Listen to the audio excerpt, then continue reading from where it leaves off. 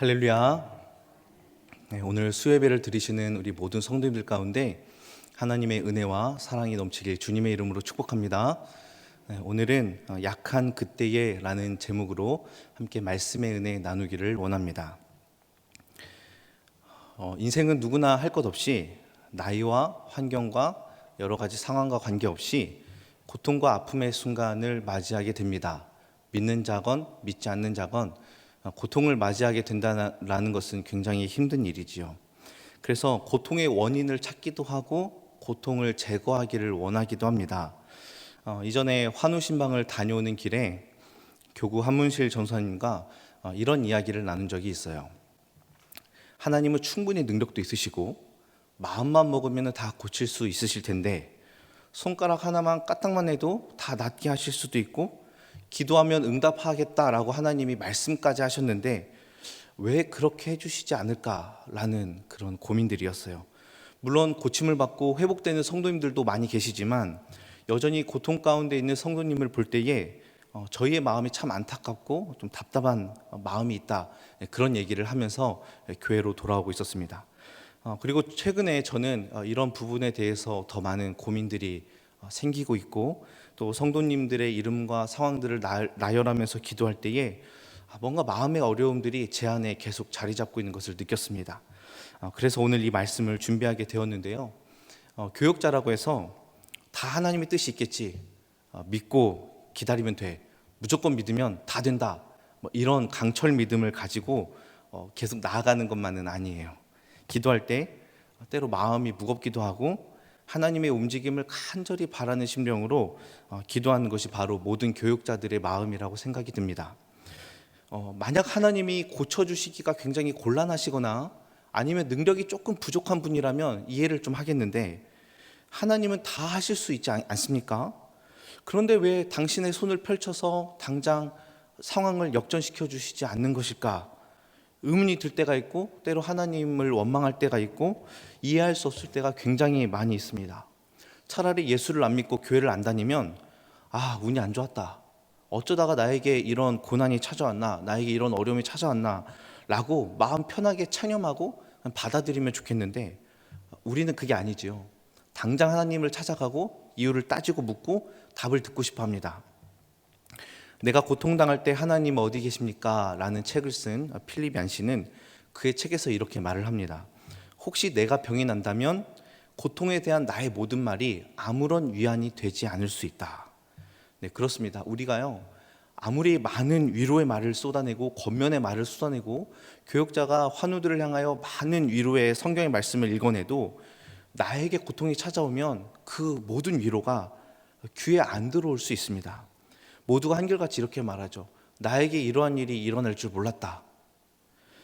그 고통이 크든지 작든지 상관없이 나를 힘들게 한다면 그 고통은 가장 큰 고통이에요. 필립 얀시의 또 다른 책, 하나님 제게 왜 이러세요? 라는 책에서는 양적인 관점에서 고통을 해석하는 것은 무의미하다, 이렇게 이야기를 합니다. 그러니까 이런 거죠. 그 책에 나와 있기를 편두통을 가진 사람에게 에이즈가 더 큰 고통입니다라고 말하는 것이 아무런 도움이 되지 않고 무의미하다라는 거죠. 오직 존재하는 것은 고통을 겪고 있는 개인이다라고 이야기를 합니다. 공감이 되시죠? 그러나 이러한 상황 중에서도 우리가 소망을 가질 수 있는 이유는 이러한 고통을 이겨내고 믿음을 붙들고 사는 성도들이 실제로 있고 죽음 앞에 섰던 초대교회 성도들부터 시작하여 지금 이 시대까지 수많은 믿음의 선배들이 고통을 이겨내고 하나님을 바라보았다라는 사실입니다. 그래서 우리는 고통이 우리를 영원토록 절망의 나락으로 끌어내릴 수 없다는 사실을 확인하고 확신하게 되지요. 그렇다면 현 시대를 살아가는 우리들은 이 고난 가운데 어떻게 하나님 앞에 나아가야 될지 함께 말씀의 은혜를 나누기를 원합니다. 오늘 본문 고린도후서를 쓴 바울의 상황은 그렇게 좋은 상황은 아니었어요. 고린도 교회에 바울의 대적자들이 나타나서 바울이 전하고 있는 복음과 바울의 사도성에 대해서 의심을 하며 그 성도들에게 다른 복음을 전하고자 하는 그런 의도들이 다분히 많이 있었고 고린도 교회는 그것을 또 받아들이는 상황에 있었기 때문입니다. 특별히 바울에 대해서 바울이 사도가 되기에는 너무나 많은 고난을 당하지 않았느냐, 어떻게 하나님이 세우신 그리스도의 사도가 그렇게 고난을 많이 받냐라고 하면서 그의 사도성을 의심하였습니다. 그래서 바울은 자신의 약함과 또 이 고난들을 통해서 성도들이 위로받고 성도들이 구원을 받았다, 수많은 나의 어려움을 통해서 하나님이 드러났다라고 지금 주장을 하고 있습니다. 즉 바울이 당한 고난과 연약함들은 하나님께 영광을 돌리는 도구가 되었다라는 것을 바울이 지금 증명해내고 있습니다. 더불어 거짓 교사들이 어떤 능력, 신비한 것, 그리고 환상들 또는 어떤 명성과 이름들을 자랑하면서 다녔는데 바울에게는 그런 것들이 막 특출나게 드러나지 않았기 때문에 바울은 하나님의 능력이 좀 부족한 사람이다, 이렇게 생각을 하기도 했습니다. 그래서 바울이 이 거짓 교사들과 대립하여 자신이 경험한 환상과 계시를 말하는 게 오늘 본문 말씀이죠. 사실 바울은 이러한 자랑이 굉장히 무의미하고 무가치하다라는 것을 알고 있었습니다. 그런데 부득불 자신이 14년 전에 셋째 하늘 하나님이 계신 그 낙원에 다녀왔다라는 것을 이야기를 합니다. 바울이 지금 놀라운 경험을 했다라는 것을 자랑하려는 게 아니라 진짜 말하고자 하는 바는 나의 약함이 어떻게 하나님께 쓰임 받았는지, 나의 약함 가운데서도 내가 어떻게 복음을 향한 열정을 다했는지를 지금 이야기하고 싶은 거예요. 그래서 자신이 받은 온갖 고통과 약함을 자신 있게 드러내므로 오히려 자신을 세워주신 하나님을 자랑하고 예수님만을 높이기를 바울이 간절히 원했습니다. 바울은 말씀을 보니까 셋째 하늘에 다녀와서 가히 사람이 말할 수 없는 그런 계시, 엄청난 계시를 받았다고 이야기를 합니다. 얼마나 대단한 계시의 말씀을 받은 겁니까? 감히 상상할 수도 없는 말씀을 받은 것이지요. 그런데 그 계시가 얼마나 큰지 자만할 수 있지만 바울은 그것을 복음의 권위로 사용하지 않았습니다. 하나님께서 바울에게 이 브레이크를 거심으로 하나님께만 복음의 권위를 두게 하신 것이죠. 하나님께서 바울에게 거신 브레이크가 무엇입니까? 오늘 본문 7절 말씀을 보시면 여러 계시를 받은 것이 지극히 크므로 너무 자만하지 않게 하시려고 내 육체에 가시 곧 사탄의 사자를 주셨으니 이는 나를 쳐서 너무 자만하지 않게 하려 하심이라 라고 말하고 있습니다. 바울이 너무 자만하지 않게 하려고 육체의 가시를 주었다라는 거죠. 이 육체의 가시가 무엇인지에 대해서는 많은 의견들이 있습니다. 어떤 질병들만 이야기하고요, 어떤 상황들도 이야기합니다.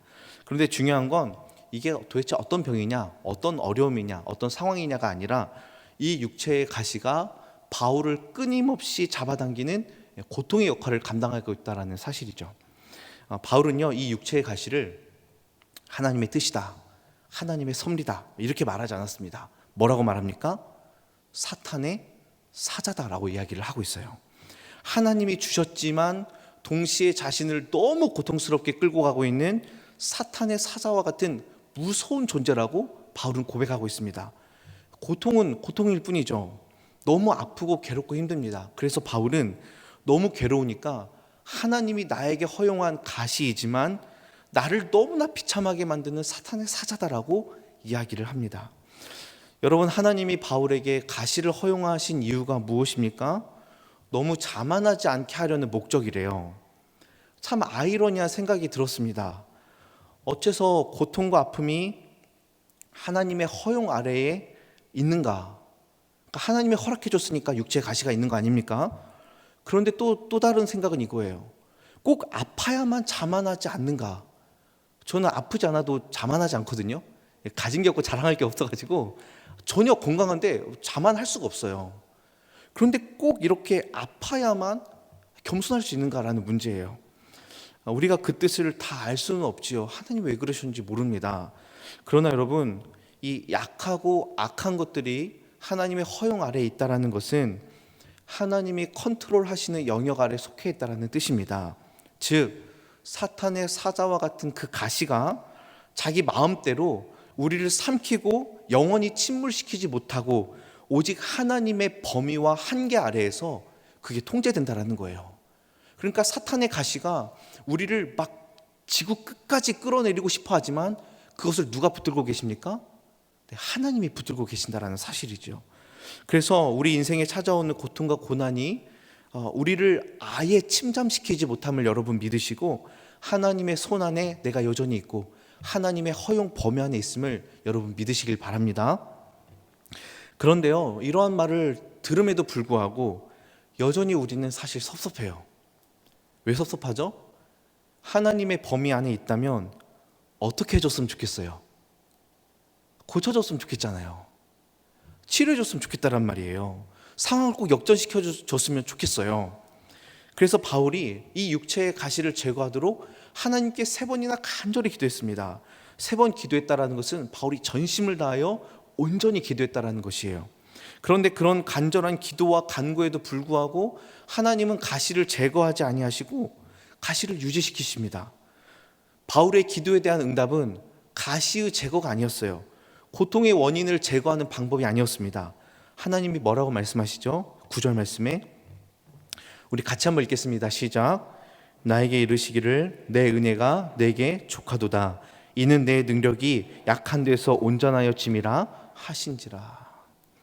내 은혜가 내게 족하도다. 한번 따라하겠습니다. 내 은혜가 내게 족하도다. 하나님의 은혜가 너에게 충분하고 만족하고 충만하다, 넉넉하다라는 거예요.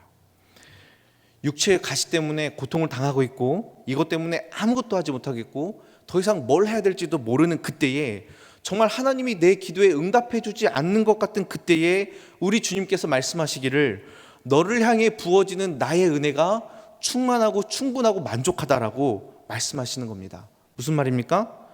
은혜가 충분하고 넉넉하다면 우리 생각에는 이 가시가 눈 녹듯이 녹아야 하는데 여전히 남아있어요. 여러분, 그런데 이것을 어떻게 은혜라고 말할 수 있습니까? 이 말씀은 가시를 붙들고도 넉넉히 살아갈 수 있는 모든 근원과 능력과 힘이 바로 하나님께로부터 충분히 나오고 있다는 말씀입니다.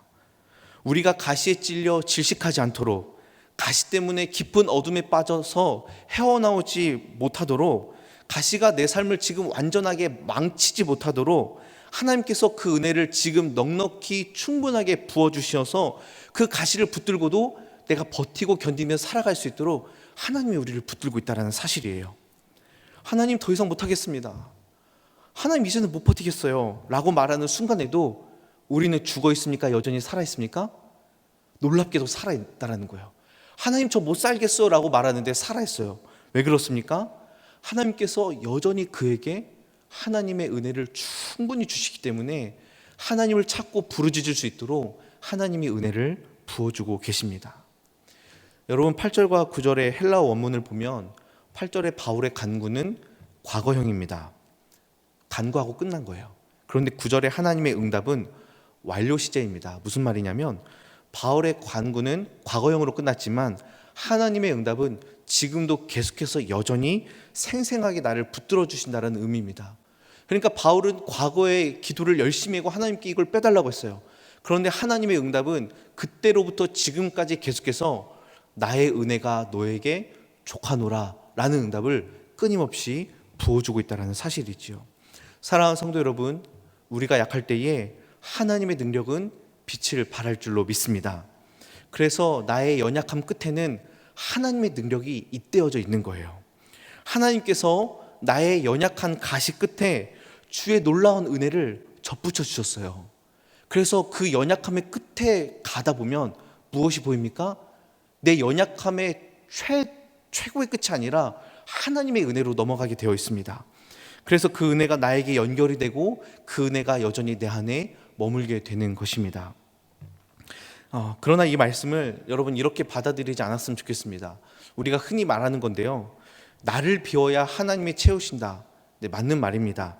그런데 저는 개인적으로 고통의 문제나 질병의 문제에서 이 말이 통하지 않는 것 같아요. 그래, 내가 연약하고 내가 끝까지 다 비워줘야 하나님 은혜로 채우신다. 물론 맞는 말이지만 고통에 있는 사람은, 질병 가운데 있는 사람은, 어려운 상황에 처해 있는 사람은 비울 게 없어요. 뭘 더 비웁니까?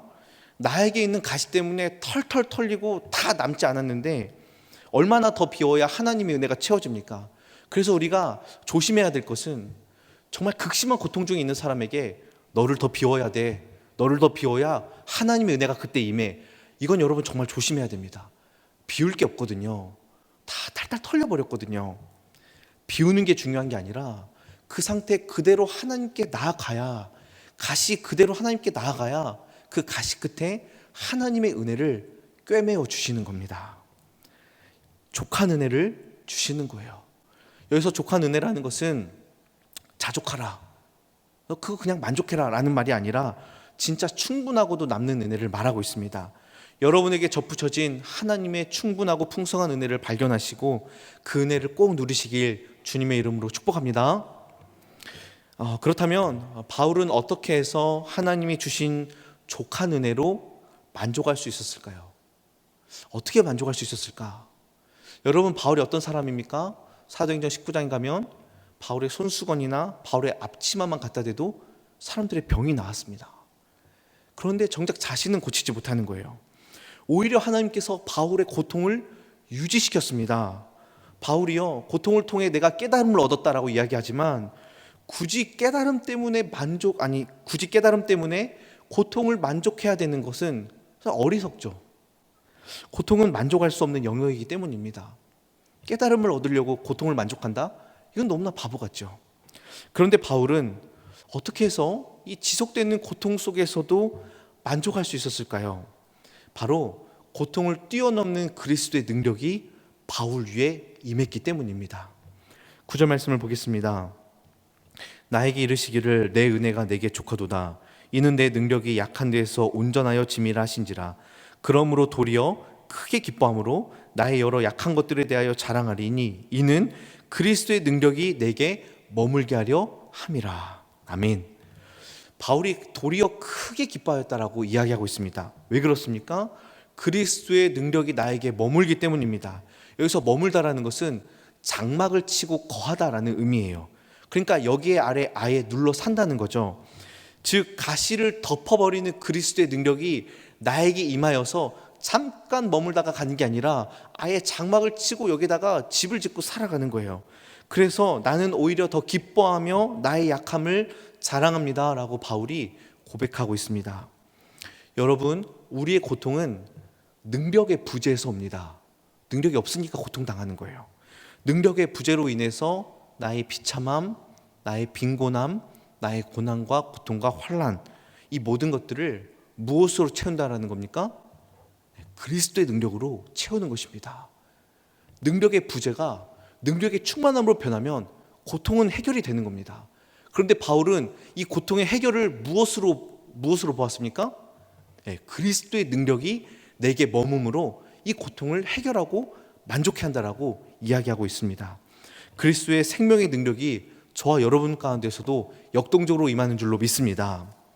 사랑하는 성도 여러분, 왜 고통이 존재하는가에 대해서 성경이 적극적으로 대답하지 않습니다. 욥이 받는 고통에 대하여 하나님은 적극적으로 해명하지 않았어요. 그리고 완벽한 회복과 치유를 보장하지도 않아요.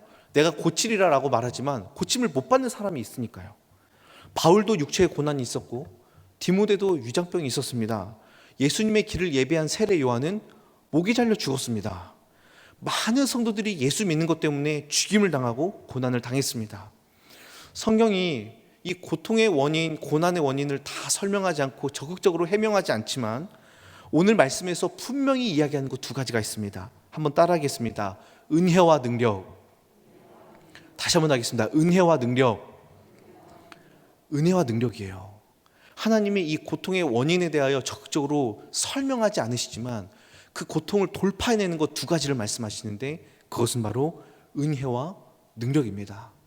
무한하신 하나님의 은혜와 전능하신 예수님의 능력이 너희 가운데 있다라고 얘기하는 거예요. 고통의 원인과 이유를 파헤치는 것이 우리에게 큰 위로와 새 힘을 주는 게 아닙니다. 여러분, 고통의 원인을 알면 여러분의 고통이 줄어듭니까? 아니라는 거예요. 하나님은 그 고통의 원인을 알려주심으로 우리의 고난을 줄여주신 게 아니라 그 고통 중에도 우리를 잊지 아니하시고 우리를 내버려 두지 아니하시는 하나님의 깊고 넓고 큰 은혜를 우리에게 주셔서 우리에게 위로를 더하여 주신 줄로 믿습니다. 여러분, 그 사실을 믿으십니까? 우리 믿어야 돼요. 그런데 여러분, 솔직히 한 번 더 여쭤보겠습니다. 그 은혜가 정말로 위로가 됩니까? 사실 우리 안에 끊임없이 제기되는 질문이에요. 지금 여기 앉아 있고 집사님, 권사님, 장로님이시니까 네, 하나님의 은혜가 위로가 됩니다라고 얘기하지만 내가 지금 힘들고 아파 죽겠는데 뭔가 손에 잡히지 않는 그 추상적인 은혜라는 것이, 뭔가 잡히지 않는 추상적인 예수님의 능력이라는 것이 진짜 나에게 실제적인 힘과 위로가 될 수 있을까요? 여러분 진짜 막 입원하고 아니면 막 집 밖에 나가지 못해가지고 너무 아파 죽겠는데 와, 하나님의 은혜가 있다, 가능하십니까? 예전에 어떤 성도님이 이렇게 말씀을 한 적이 있어요. 제가 병이 걸린 뒤에 나의 믿음이 이렇게 약한 줄 몰랐습니다. 무슨 말인지 공감이 되시나요? 네, 공감이 된다면 네, 어려움을 겪으신 분이 확실하죠. 저는 이게 무슨 말인지 아주 잘 알지 못하지만 어렴풋이는 알겠더라고요. 저의 가정에 큰 어려움이 닥쳤을 때 제가 하나님께 울며 이렇게 고백한 적이 있습니다. 하나님, 솔직히 저는 욥이 아닙니다. 저는 그렇게 견딜 만한 사람이 아니에요 라고 울며 기도했어요. 아니, 그렇게 욥처럼 상황을 돌파하고 하나님을 믿고 의지하라고 설교했던 이 사람이 어려운 상황 앞에서 즉각적으로 넘어지고 그렇게 하나님 앞에 엎드리니 얼마나 초라하겠습니까? 저의 믿음이요 막 바람 앞에 촛불처럼 막 흔들리는 거예요. 그때 제가 받았던 말씀은 내가 너를 잘 안다라는 거였어요. 그러니까 내가 너를 고쳐주겠다, 내가 너를 새롭게 하겠다, 놀라운 기적을 보여주겠다가 아니고 내가 너를 잘 안다 라는 거였어요. 그리고 저는 그 후에 때를 따라 돕는 은혜를 많이 경험하고 회복을 경험하게 되었습니다. 여러분 정말로 고난 중에, 고난이 진행되고 있는 중에 하나님의 은혜가 참된 위로가 될 수 있는 이유는 무엇입니까? 나를 잘 모르거나 고통 밖에 계신 하나님이 아니라 나의 고통 안에 들어와 계셔서 그 하나님이 나를 깊이 아시고 나에게 꼭 맞는 은혜를 우리에게 주시기 때문에 그것이 위로가 되는 줄로 믿습니다. 하나님은요 모든 고통을 회피하시거나 제거하는 방법으로 이 사역들을 감당하지 않으셨습니다. 하나님은 그 고통 속으로 들어오사 그 고통을 당하는 방식으로 구원 사역을 이루셨어요. 그래서 히브리서 4장에 우리에게 있는 대제사장은 우리의 연약함을 동정하지 못하실 리가 아니요 모든 일에 우리와 똑같이 시험을 받으신 분이라라고 이야기하고 있습니다. 왜 하나님이 굳이 이런 방법을 쓰셔서 우리의 고통 속으로 들어오셨을까요? 그냥 싹 해결하면 되는데 왜 굳이 고통 안으로 들어오셨냐라는 거예요. 이것이 바로 우리의 영원한 고통을 해결하기 위해 하나님의 공의와 사랑을 보여줄 수 있는 최고의 방법이었기 때문입니다. 우리가 영원토록 해결할 수 없는 가장 비참하고 영원한 저주와 형벌과 멸망을 우리 주님께서 아주 가볍게 손가락 하나로 터치하여 없애주실 수 있는데 그렇게 하지 아니하시고 친히 그 모든 죄와 사망과 저주와 형벌을 자신의 몸으로 다 받으시사 그 구원 가운데 임하시는 것을 선택하셨습니다. 그렇게 우리 주님은 고통 속으로 들어오셔서 고통 속에 허우적대고 있는 우리를 건져내신 줄로 믿습니다. 하나님 아버지께서는 아들을 잃는 고통까지 당하시면서 구원의 사역을 이루셨어요. 그리고 이 모든 고통과 두려움을 끊어내시고 선포하십니다. 요한복음 16장 33절 우리 같이 읽습니다. 시작. 이것을 너희에게 이루는 것은 너희로 내 안에서 평안을 누리게 하려 함이라. 세상에서는 너희가 환난을 당하나 담대하라. 내가 세상을 이겨노라. 아멘. 사랑하는 여러분, 이것이 저와 여러분에게 영원한 소망과 힘이 된 줄로 믿습니다. 우리 주님께서 새롭게 하실 것입니다. 우리 주님이 결코 가만히 계시지 않을 거예요. 우리 주님은 모르지 않으세요. 그 아픔을 아십니다. 그 고통을 모른 채 하거나 쉬 넘어가지 아니하시고 당신의 자녀를 가슴에 품으십니다. 새롭게 하실 줄로 믿습니다.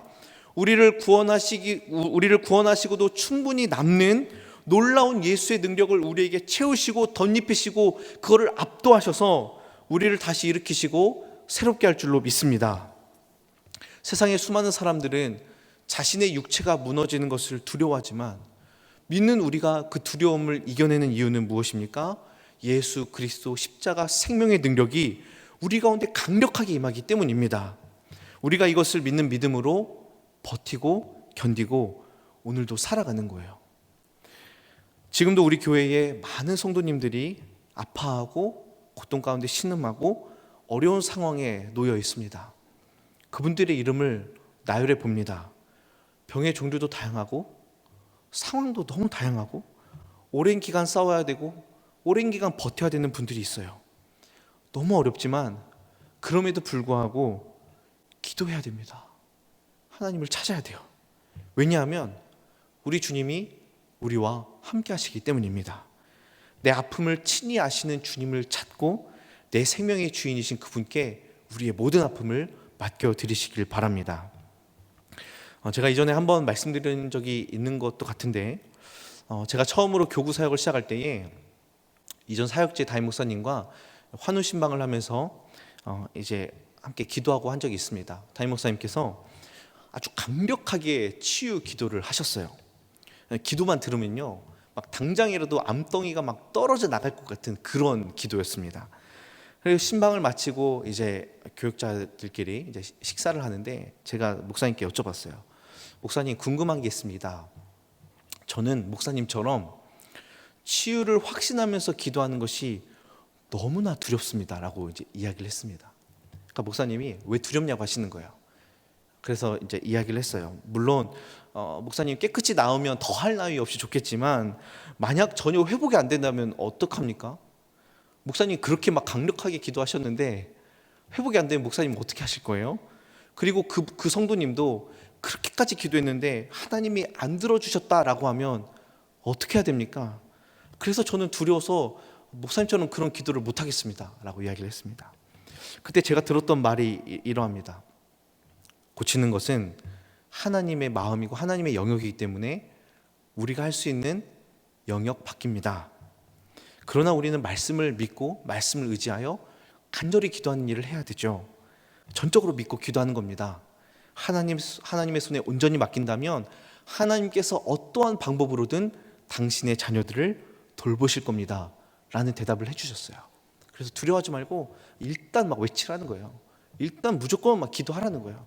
그래서 그 뒤로 저는 자신감을 얻고 환우를 위해 기도할 때 전심으로 기도하고, 하나님이 하실 수 있다면 할 수 있는 거 아니냐, 하나님이 일하시면 일하시는 거 아니냐라는 믿음으로 기도를 합니다. 하나님께 온전히 맡겨드리는 거예요.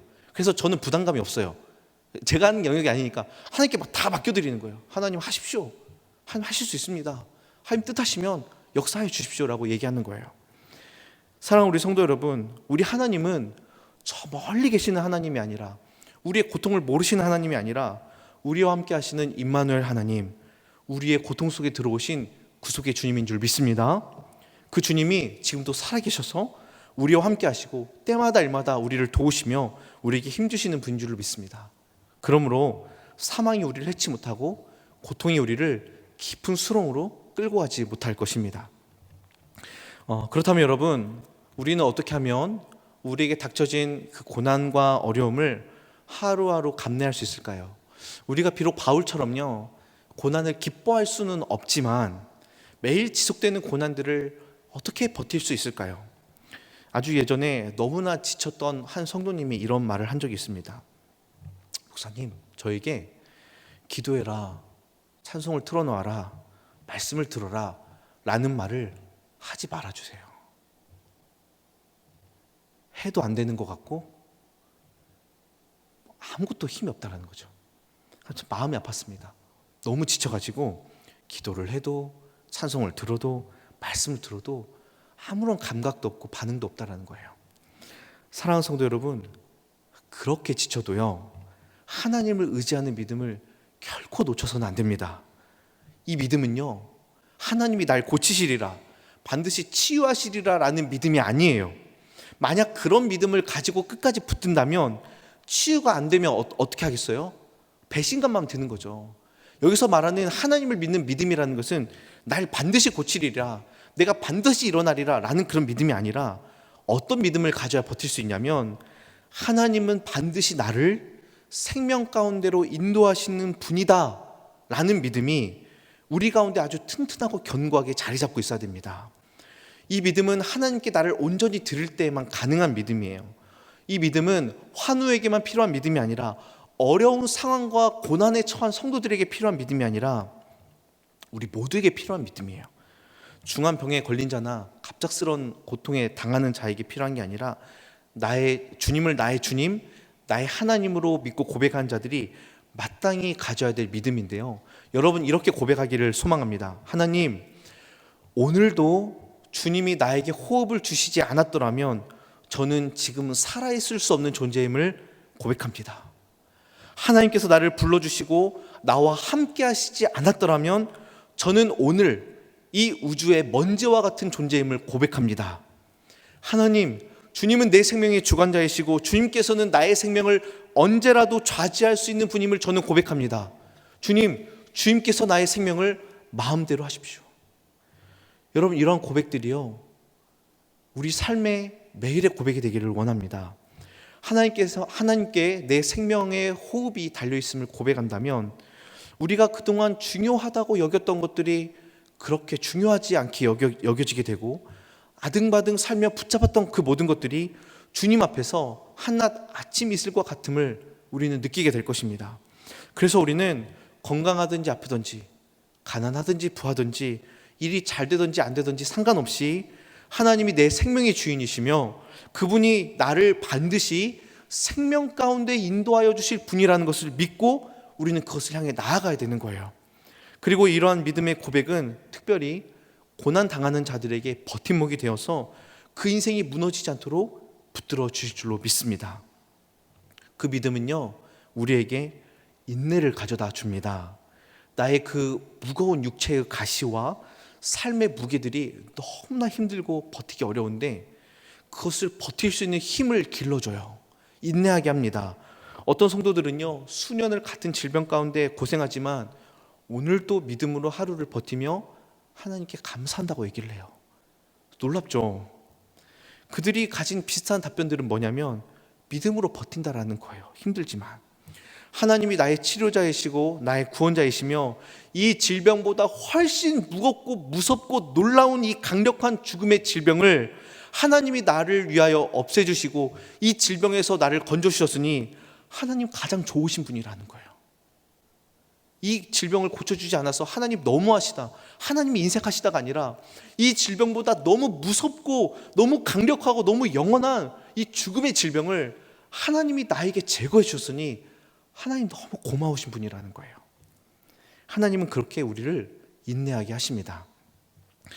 제가 읽고 있는 책이 하나 있는데 초기 교회와 인내의 발효라는 책이에요. 신간인데 여러분 한번 사서 읽으시면 유익이 될 것 같습니다. 이 책에서 말하기를 초기 교회 성도들의 삶에 인내함으로 예수님이 하셨던 인내를 닮아가며 그 삶을 살아갔다, 이렇게 이야기를 합니다. 이들이요, 믿음으로 인내하는 삶이 진짜 참된 신앙이다라고 생각을 했고, 이들의 인내로 성도들이 지금 당하는 고난뿐만 아니라 그들의 생업, 질병, 삶의 모든 영역에서, 일상의 모든 분야에서 인내하면서 예수님의 믿음을 그대로 드러내는 일을 살았다고 합니다. 그러니까 조급해하지 않고 그리고 끝까지 견뎠다고 이야기하죠. 그리고 이러한 인내들, 일상의 영역에서 인내, 고난의 인내, 수많은 영역에서 인내들이 다 모여 이 인내가 발효가 될 때 교회에는 강력한 역사가 일어났다고 이야기합니다. 교회가 폭발적으로 성장하는 거예요. 즉 믿음을 가지고 참고 버티면서 기다린 모든 인내들이 나중에는 하나님의 역사를 보는 결과로 드러냈다라는 것입니다. 그렇습니다, 여러분. 믿음으로 인내한다라는 것, 고통을 가슴에 계속 안고 끝까지 버틴다는 것이 말도 안 되는 일 같고 희망 없고 아무런 변화가 일어나지 않는 것 같지만 우리의 믿음으로 하나님이 하실 일들을 기대하고 소망하고 인내할 때에 그것이 발효가 됩니다. 그때요, 보이지 않는 것들이 보이고 기뻐할 수 없는 상황이 기쁨으로 바뀌게 될 것입니다. 감사할 수 없는 상황에 감사가 나오고 하나님의 일하시는 현장을 보게 될 줄로 믿습니다. 그래서 바울은요, 자신의 간절한 간구를 그치고 기뻐하기 시작합니다. 왜냐하면 자신이 약할 때 진짜 강한 하나님의 은혜를 보았고 그 믿음의 인내가 발효되어 새로운 은혜를 발견했기 때문이에요. 어떤 은혜입니까? 10절 말씀 보겠습니다. 그러므로 내가 그리스도를 위하여 약한 것들과 능욕과 궁핍과 박해와 곤고를 기뻐하노니 이는 내가 약한 그때의 강함이라. 새로운 진리가 드러난 거예요. 바울은 자신의 약함으로 주님만 드러날 수 있다면 뭐든지 기뻐하기로 합니다. 곤고, 박해, 내가 다 기뻐하겠다. 왜죠? 내가 약한 그때에 하나님의 강함이 드러나기 때문입니다. 여러분, 어떻게 슬픔이 기쁨이 될 수 있고 고난이 즐거움이 될 수 있습니까? 세상에서는 이해가 될 수 없는 개념인데 바울은 자신의 연약함이 강함이 되었다고 말하고 자신의 고난이 기쁨이다라고 선포하고 있습니다. 마치 고난이 묵혀서 반려되어서 새롭게 되는 것 같아요. 반려가 되면 어떻게 되죠? 원래 물질과는 다른 뭔가로 새롭게 변화되는 것처럼 자신의 고난과 가시가 반려되어서 기쁨이라는 새로운 형태로 변하게 되는 것입니다. 사랑하는 성도 여러분, 바라기는 여러분에게 찾아오는 그리고 찾아올 모든 고난들이 예수 그리스도의 능력으로 새롭게 반려되어 기쁨이 되길 주님의 이름으로 축복합니다. 고난 이후에 새로운 장이 열리고 새로운 치유와 회복의 역사가 일어나기를 축복합니다. 우리에게 찾아오는 고난을 다 이해할 수 없고 다 설명할 수 없지만 결국 고난을 기쁨으로 바꾸시고 약함을 강함으로 바꾸시는 하나님의 그 놀라운 손길이 우리에게 마음껏 간증되는 그런 저와 여러분이 되길 축복합니다. 여러분의 연약함이 인간의 한계를 드러내고 인간의 무능함과 인간의 그 인생의 덧없음을 드러내는 그런 도구로 쓰이는 게 아니라 정말로 하나님의 은혜와 하나님의 능력을 드러내는 가장 멋진 도구로 쓰이길 주님의 이름으로 축복합니다. 말씀을 맺겠습니다. 시편 23편의 다윗이 고백하죠. 내가 사망의 음침한 골짜기로 다닐지라도 해를 두려워하지 않을 것은 주께서 나와 함께 하심이라. 주의 지팡이와 막대기가 나를 안위하시나이다.